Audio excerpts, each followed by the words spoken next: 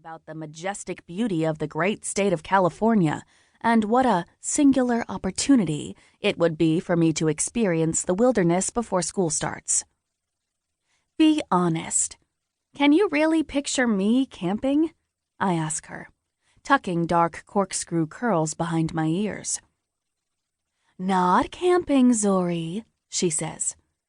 Mrs. Reed is inviting you to go glamping.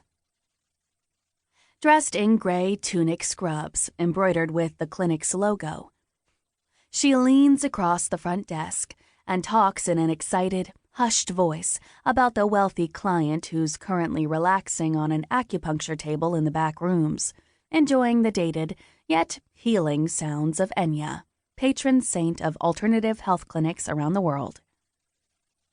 Glamping, I repeat, skeptical. Mrs. Reed says they have reservations for these luxury tents in the high Sierras, somewhere between Yosemite and Kings Forest National Park, Mom explains. Glamorous camping. Get it? Glamping. You keep saying that, but I still don't know what it means. I tell her. How can a tent be luxurious?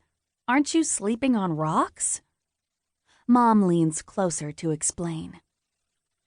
Mrs. Reed and her husband got a last-minute invitation to go to a colleague's chalet in Switzerland, so they have to cancel their camping trip. They have a reservation for a fancy tent, this glamping compound. This isn't some weird hippie cult, is it? Mom groans dramatically. Listen.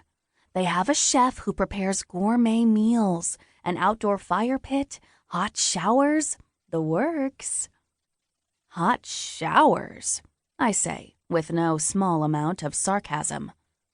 Thrill me, baby. She ignores this. The point is, you aren't actually roughing it, but you feel like it. The compound is so popular that they do a lottery for tents a year in advance. Everything's already paid for, meals and lodging. Mrs. Reed said it would be a shame to let it go to waste, which is why they're letting Reagan take some of her friends there for the week. A last hurrah trip with the girls before senior year starts. Mrs. Reed is the mother of Reagan Reed, star athlete, queen bee of my class, and my sort of friend. Actually, Reagan and I used to be good friends when we were younger. Then her parents came into money, and she started hanging out with other people.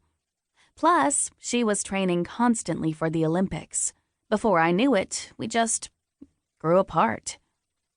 Until last fall, when we started talking again during lunchtime at school.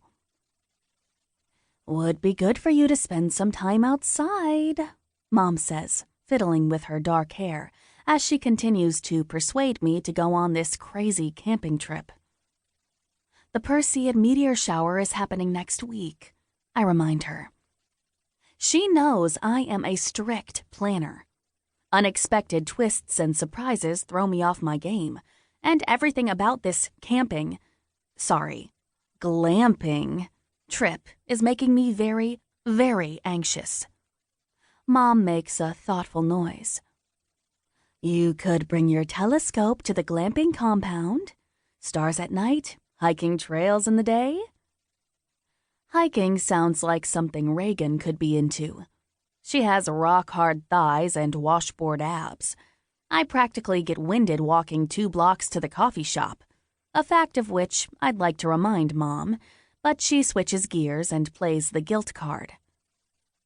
Mrs. Reed says Reagan's been having a really tough time this summer, she says. She's worried about her. I think she's hoping this trip will help cheer her up after what happened at the trials in June. Reagan fell. I'm talking splat, faceplant, and didn't place in the Olympic track trials. It was her big shot for moving forward.